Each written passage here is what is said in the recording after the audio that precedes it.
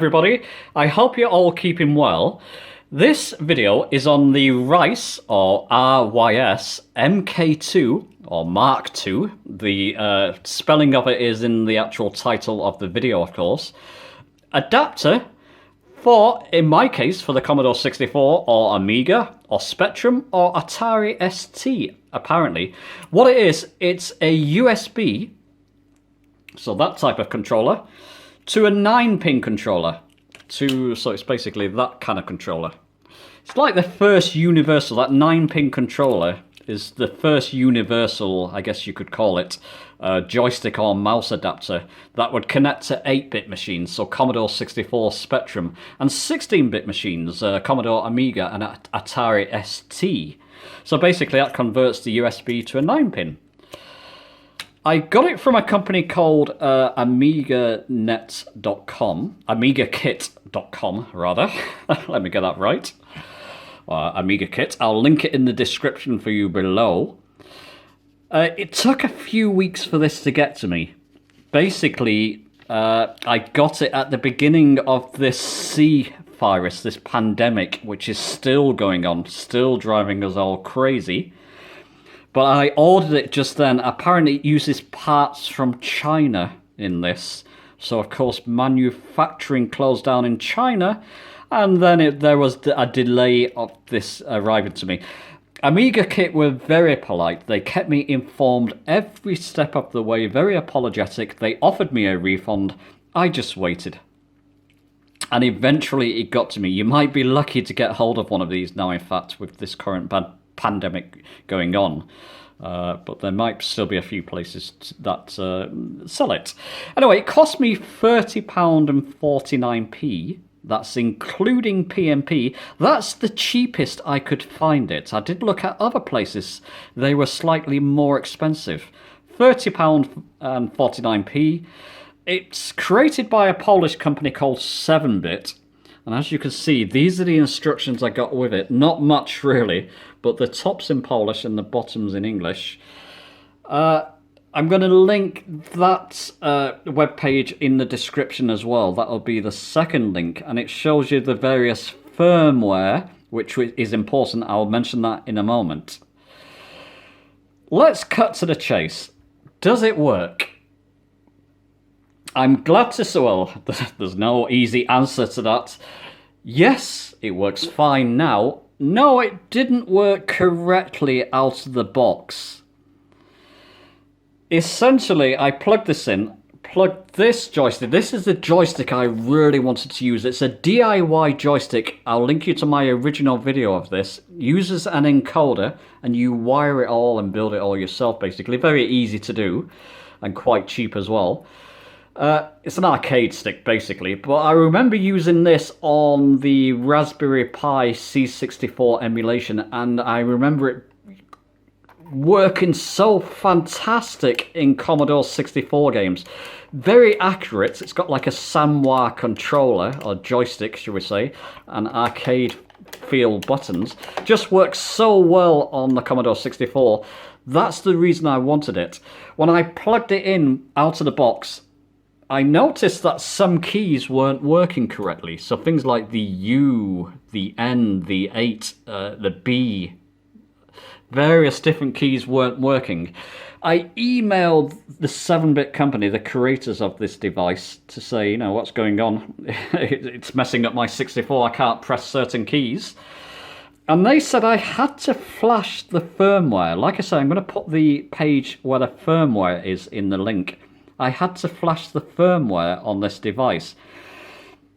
For that, you need a USB to USB, which I didn't have, a male-to-male USB, USB 2. I had to order this off eBay. Only a couple of pounds, so it wasn't expensive, and it arrived quickly. There's basically a little hole here, and that's the bootloader. You have to stick something sharp in there. I used the end of a paperclip. Hold it down, then connect it to the PC with a software running from this site as well, and then you pick the firmware you would like to put on this, you would like to upgrade this to. So it's basically for me the Commodore 64 firmware. I programmed it in, upgraded it, reset it, and then plugged it into the 64. Now it works perfectly. If I plug this into this and this into the Commodore 64, I have no issues whatsoever. It works as intended. So yes, it does work. It works with this. I'm going to put a third link in the description. That's going to be a forum post of people asking about compatible devices. Scroll halfway down that forum post and you will find a member who put a list of compatible joysticks and gamepads in that post. So if you have one of those gamepads and you would like to use it on your Commodore 64, you're in luck with this device. But it also works. It's a fair bet if you built a DIY joystick like this, fight stick, arcade stick, with an encoder, it's a fair bet this would work as well. I took a gamble, but I read somewhere that these work fine, and they do indeed. Surprisingly, the Holtas 4 works as well, with a bit of a caveat. Before I upgraded the firmware, I was able to test some games by loading tapes. The Commodore key and run stop key works fine before the firmware is upgraded, so I was able to load some games via tape dataset. This worked fine, and it still works fine after the firmware's upgraded, but none of the buttons register as a fire button. I'll have to look further into this. Apparently there's some configuration you can do, which I've not quite figured out yet, which may get this working, the fire buttons working. So it works, but none of the fire buttons work, so it's pretty useless, really. You could use it in a flight sim, I guess, which is ideal for a flight sim, in fact. The Xbox 360 controller and PS4 controllers do not work. So if you're buying this to use an Xbox and PS4 controller, don't, because they don't work. They don't seem to register at all. So yeah, just be warned on that. But if you have a joystick on that compatibility list, I'm going to link in the description, or a DIY joystick, you're in luck. They do work. As a side note, if you don't want to go through all that bother and you're just looking for a cheap gamepad for your 64, I still recommend the Boomerang. I'll link my original video of this. I had this for the past few years and it's worked flawlessly. It's even got sort of turbo and auto fire buttons on it. I just felt I was losing some of the nostalgia from using a gamepad. I never used a gamepad on the 64 and it just didn't feel right to me, which is why I got this. It's why I wanted this, so I could use that. I remember using that on the Raspberry Pi, like I said, and it just felt fantastic. Using it now on a Commodore 64 is brilliant. So if you want to use something like this on a Commodore 64 that has a USB end connector, this is perfect for you. Enough of the spiel. Let's show you some gameplay of me using that joystick with this on the Commodore 64. Oh, that music never ceases to amaze me.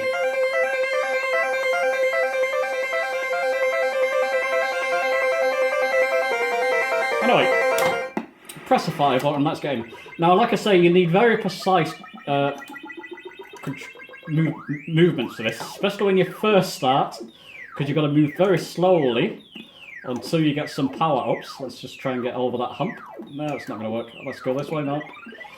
Oh, Murphy's Law that I've actually started the game in one of the most awkward areas to start in. Isn't that typical? Right, let's try and bounce over this. Good. Try and bounce over this. No. Oh, that was close. Just wiggle your joystick. Now you can, once you get that first power up, you can move a bit better. Let's get the second power up. But you can see some of the precise movements I've had to make, and the wiggling works fine as well. Now, everything works. I'm playing this at an angle, so you have to bear with me. But everything works. absolutely fine. Much better than any controller I've used on the C64, this specific joystick. Okay. Oh, these one fire at me. Oh, okay, this could get tricky. Yeah, I knew that was going to happen. Anyway, you get the idea. Let's just give that another go. I'm better than that. Concentrate, Hodgson. Okay, what's going to go on here? Ah, and there's nothing there, would you? Really having good luck, but here at the start, if you go too quickly, you bounce too quickly, really precise control is needed.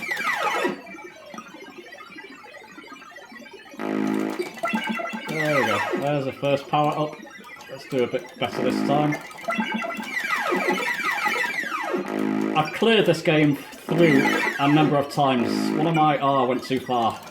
That's because I was talking.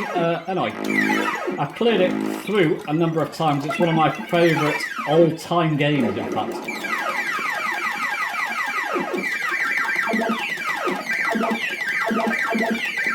I need that other power up. There we go. So I can fire in two directions now. As you can see, though, it works beautifully. Oh, those bullets are always tricky. When you first start, it can be a difficult start. Once you get going in it, it becomes easier somewhat because you've got the power-ups. Ooh, that was lucky. Typical. Oh. Anyway.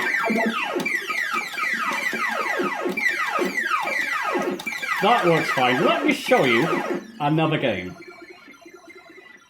And okay, we have the classic Blue Max 1983 game, as you can see.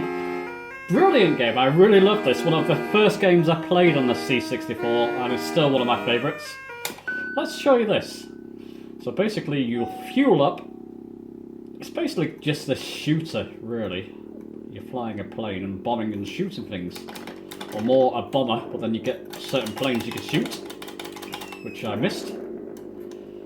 As you can see though, this is another game that really transformed this joystick, or the adapter rather, really transformed this game for me too. Feels much better to play.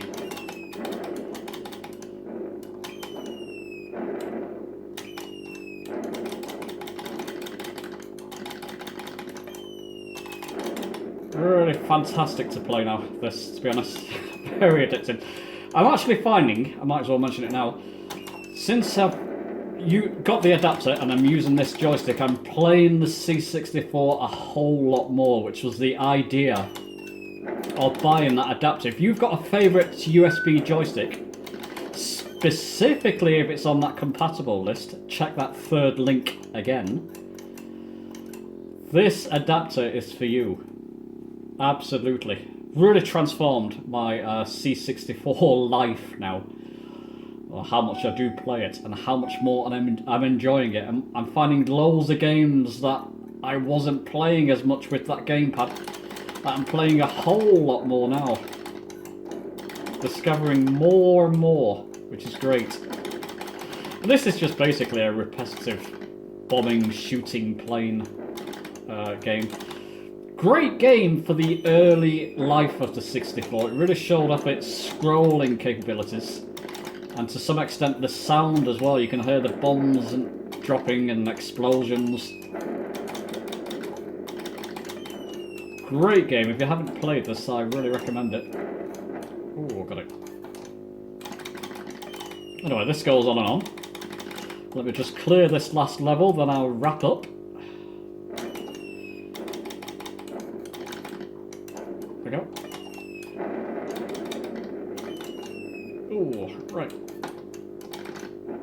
Yeah, but like I say, if you've got a favourite controller, this is my favourite controller to use on the 64. Like my favourite retro controller. And you can't use it because it's a USB. There you go, I'll end it there. Try that RYS adapter. Really recommend it. Works well once you've upgraded once you've flashed the device to your specific computer. And yeah, highly recommended. Let me know your thoughts. If you like the video, don't forget to subscribe for more. I'm always going to make C64 videos. It's just a brilliant machine. I've got a very exciting new product arriving for this. Really excited for it. Stay tuned for that. I'll see you next time.